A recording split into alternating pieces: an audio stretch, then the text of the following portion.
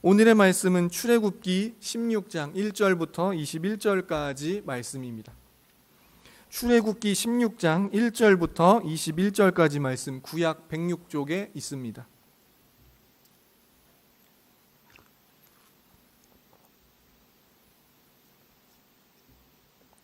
출애굽기 16장 1절부터 21절까지 말씀입니다. 찾으신 분은 아멘 하시기 바랍니다. 한 절씩 교독하고 마지막 절 함께 읽겠습니다. 이스라엘 자손의 온 회중이 엘림에서 떠나 엘림과 시내산 사이에 있는 신광야에 이르니 애굽에서 나온 후 둘째 달 15일이라. 그 광야에서 모세와 아론을 원망하여 이스라엘 자손이 그들에게 이르되 우리가 애굽 땅에서 고기가마 곁에 앉아있던 때와 떡을 배불리 먹던 때에 여호와의 손에 죽었더라면 좋았을 것을 너희가 이 광야로 우리를 인도해내어 이 온 회중이 죽여 죽게 하는도다. 보라, 내가 너희를 위하여 하늘에서 양식을 비같이 내리리니 백성이 나가서 일용할 것을 날마다 거둘 것이라.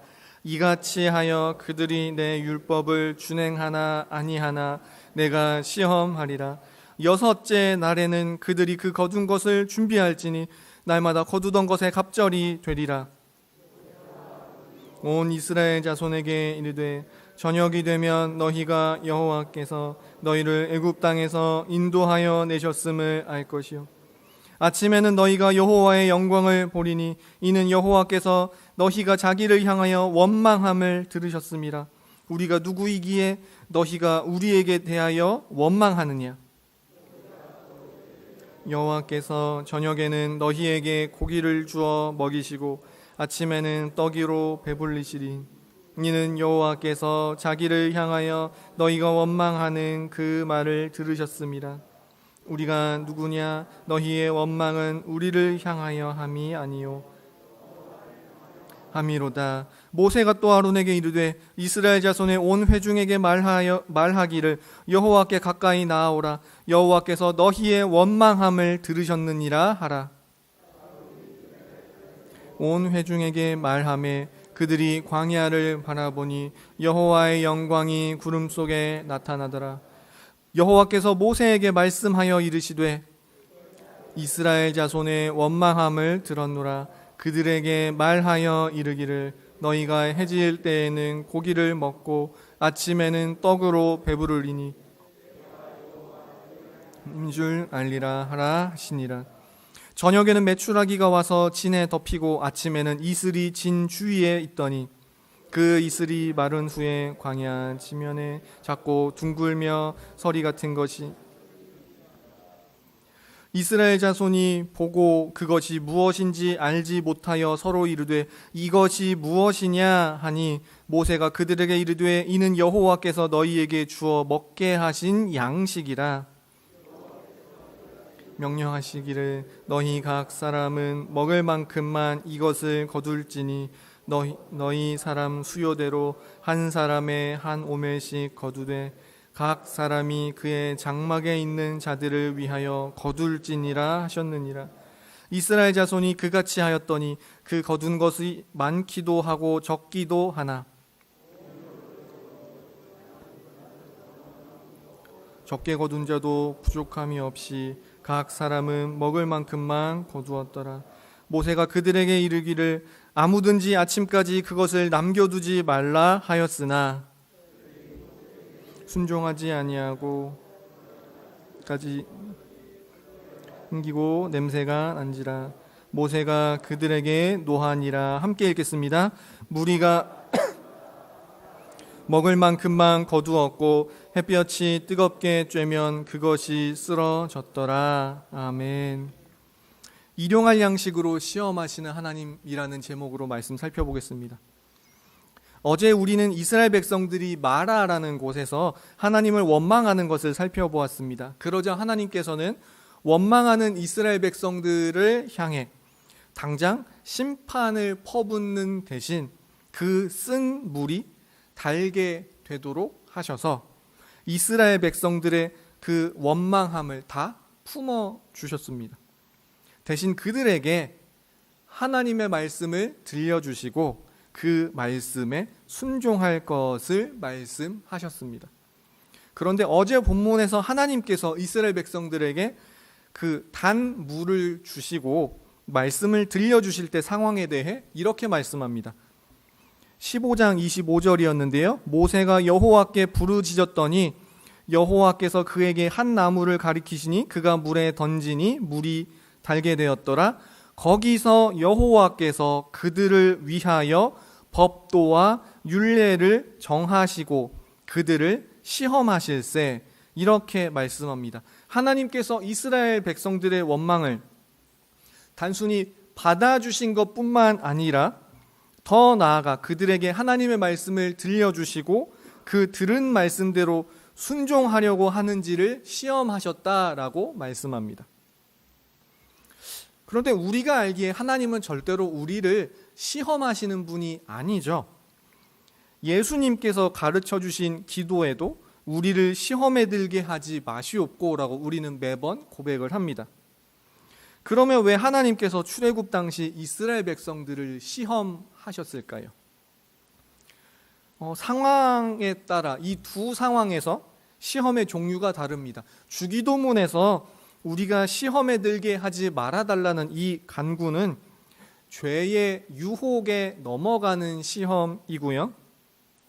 반면 하나님께서 지금 출애굽한 이스라엘 백성들을 시험하시겠다라는 것은 쉽게 말해 그들의 믿음이 어느 정도인지에 대한 일종의 그 믿음의 측정, 테스트라고 하죠. 그렇게 됩니다.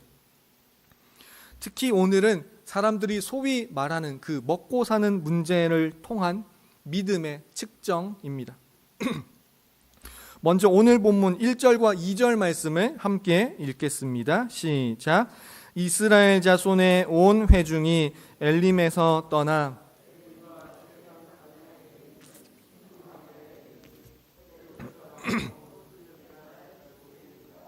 이스라엘 자손 온 회중이 그 광야에서 모세와 아론을 원망하여.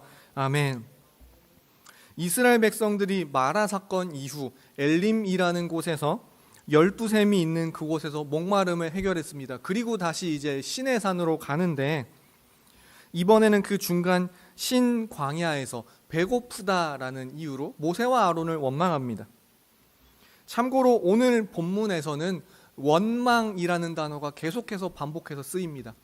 이제 제가 제대로 센 게 맞다면 7번이 되는데 하나님 입장에서는 이스라엘 백성들이 모세와 아론을 원망한 것이 하나님께 사실은 원망한 것이죠. 이것이 하나님 입장에서는 굉장한 사건이었던 것으로 보입니다. 그리고 하나님의 입장을 우리가 생각을 해보면 또 그럴 것도 같습니다. 3절을 보시면 이스라엘 백성들이 하나님께 원망하는데 과거에 자신들은 애굽에서 이렇게 지냈습니다 라고 자신의 과거를 나름대로 회상하며 하나님을 원망합니다. 3절 말씀 함께 읽겠습니다. 시작. 이스라엘 자손이 우리가 애굽 땅에서 고기가마 곁에 앉아 있던 때와 떡을 배불리 먹던 때에 여호와의 손에 죽었더라면 좋았을 것을 너희가 이 광야로 우리를 인도해 내어 이 온 회중이 줄여 죽게 하는도다. 아멘. 예를 들면 이런 거죠. 과거 애굽에서 자신들이 노예로 지낼 때는 자신들은 고기 가마 솥을 연상하시면 됩니다. 그런데다가 고기를 이렇게 잔뜩 쌓아놓고 그 옆에서 앉아서 우리가 그렇게 먹고 지냈는데 떡도 배부르게 먹었는데 라고 이렇게 원망을 합니다. 하나님 그때 배부르게 잘 먹을 때 그냥 우리가 진작에 죽게 하시지 왜 굳이 애굽에서 탈출시켜서 이 광야에서 우리를 고생시키시는 겁니까? 라고 우리 너무 배고파요. 이제 고기가 먹고 싶어요. 이제 이런 원망을 하는 겁니다. 그런데 과거에 노예 신분이던 이 이스라엘 백성들이 그렇게 고기를 가마솥에 그 큰 솥에다가 이만큼 쌓아놓고 과연 마음껏 뜯어먹으며 살았을까요? 노예들이 말이죠. 그렇지 않았을 겁니다. 과거 노예였던 이스라엘 백성들에게는 사실 벽돌 굽는 가마만 있었지 고기 가마라는 것은 없었을 겁니다. 있었다 한들 과연 1년에 몇 번이나 주었을까요? 그리고 애굽 사람들이 노예인 자신들에게 그렇게 잘 해줬으면 왜 이스라엘 백성들이 그렇게 수십 년에 걸쳐 오랜 시간에 걸쳐 하나님께 부르짖고 모세가 태어나고 다시 모세가 80세가 되어서 이스라엘 백성들을 인도하는 그 시간까지 왜 계속 그렇게 하나님께 부르짖으며 괴롭게 살았을까요? 지금 이스라엘 백성들은 하나님에 대한 원망이 얼마나 심한지 자신들이 노예로서 학대당했을 당시의 기억과 그래서 하나님께 부르짖으며 살았던 그 괴로운 시절들의 기억까지도 왜곡해 가면서 하나님을 원망하고 있습니다. 과거의 기억에 대해서도 왜곡이 일어날 정도로까지 그렇게 하나님께 원망하는 이스라엘 백성들을 향해 하나님께서 이렇게 말씀하십니다. 4절 말씀 함께 읽겠습니다. 시작. 그때에 여호와께서 모세에게 이르시되 내가 너희를 위하여 하늘에서 양식을 비같이 내리니 백성이 나가서 일용할 것을 날마다 거둘 것이라. 이같이 하여 그들이 내 율법을 준행하나 아니하나 내가 시험하리라. 아멘.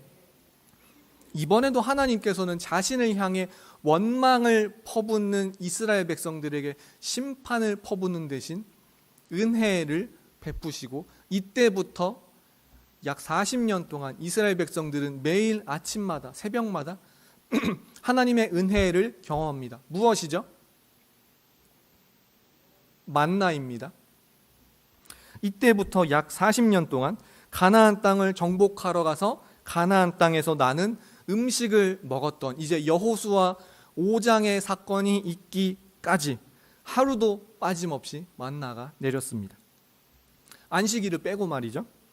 심지어 이스라엘 백성들이 금송아지 우상을 만들어 민족 전체가 멸망할 뻔했어도 가나안에 정탐꾼을 보내고 여호수아와 갈렙을 제외한 모든 백성들이 하나님을 향해 원망하고 우리가 다시 애굽으로 돌아가겠다고까지 하는 그런 상황들 속에서도 만나가 끊어졌다라는 기록은 없습니다. 만나는 계속 내렸습니다. 그러면 이렇게 신실하시고 성실하신 하나님, 심지어 예를 들어 금송아지 사건 같은 극악한 죄를 저지르기까지도 여전히 만나를 내리신 그런 하나님께서 왜 굳이 일용할 양식을 통해 그들이 내 율법을 준행하나 아니하나 시험, 테스트한다고, 믿음을 측정한다고 하실까요? 사실 더 정확하게는 하나님께서 이스라엘 백성들을 향해 예를 들어 한번 골탕 먹이시며 반응을 살펴보시거나 아니면 오늘날에는 무슨 몰래카메라라고 많이 하죠. 몰래카메라를 하시려는 그러한 상황이 아닙니다.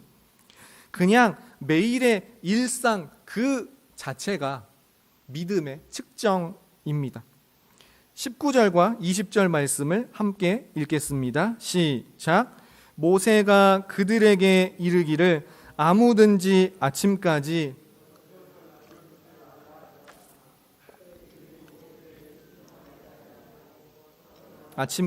두었더니 벌레가 생기고 냄새가 난지라. 모세가 그들에게 노하니라.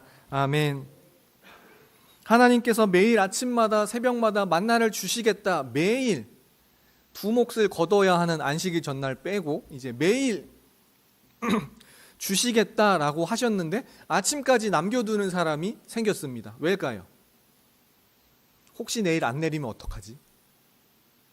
그런 의심이 들었던 것이죠.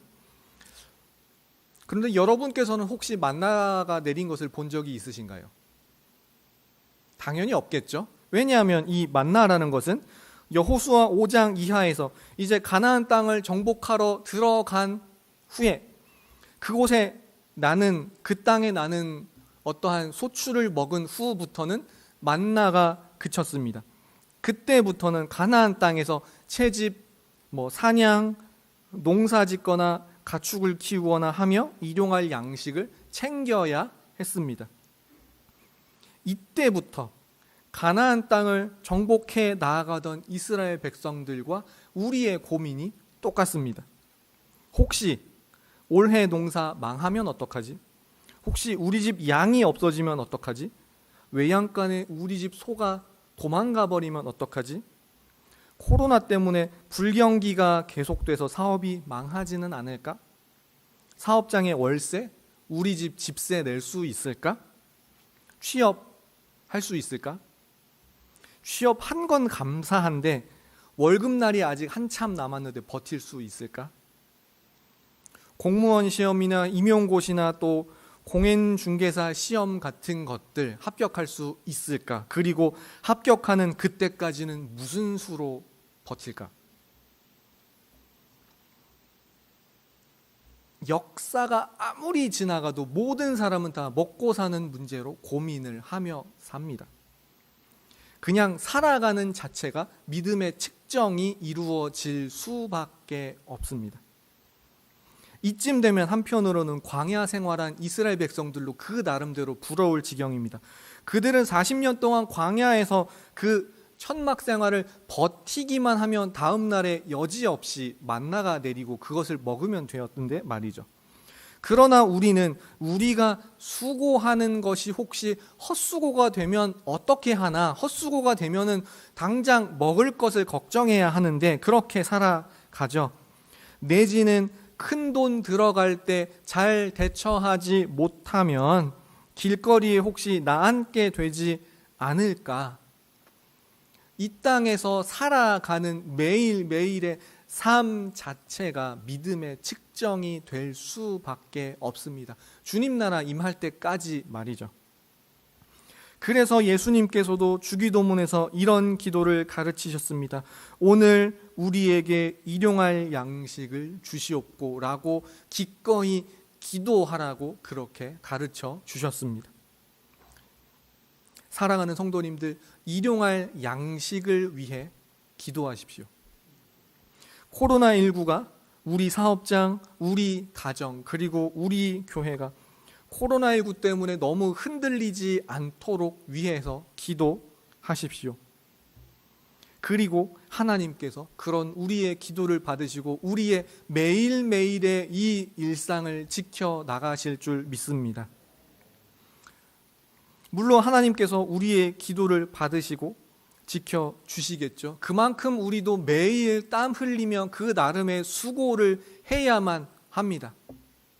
우리의 수고가 다만 헛되지 않기를 위해 기도하시고 수고하십시오. 그리고 먹고 사는 문제를 오늘도 무사히 해결하며 일용할 양식을 주신 하나님께 감사하며 먹고 사는 문제를 위해 준비하는 과정, 준비하느라 버티는 과정, 매일매일 먹고 사느라 일하는 과정, 내 일터, 가정, 그리고 그 먹고 사는 매일의 일상을 통해 하나님을 향한 내 믿음이 더욱더 성장하는 계기가 되시기를 주님의 이름으로 축원합니다.